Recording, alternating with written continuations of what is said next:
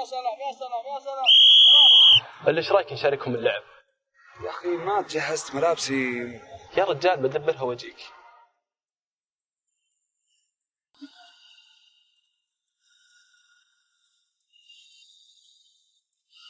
يا شباب مهند طاح.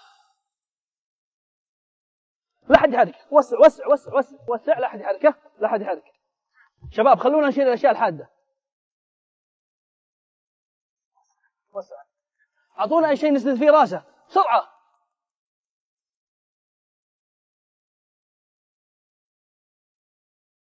علشان التنفس نشيل المصاب على جنبه.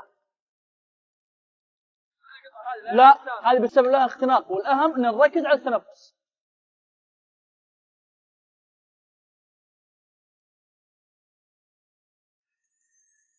متى يجب الاتصال بالإسعاف؟ في حال استمرت النوبة أكثر من 5 دقائق ينبغي طلب الإسعاف على الرقم 997.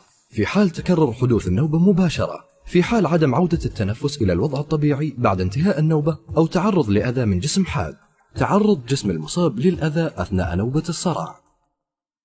يجب أن نتعامل مع المصاب بعد انتهاء الحالة بكل هدوء وطمأنته أثناء الحديث، وعلى المصاب بالصرع الالتزام بتناول الأدوية والمتابعة الدورية مع الطبيب، وما تشوفون شر إن شاء الله.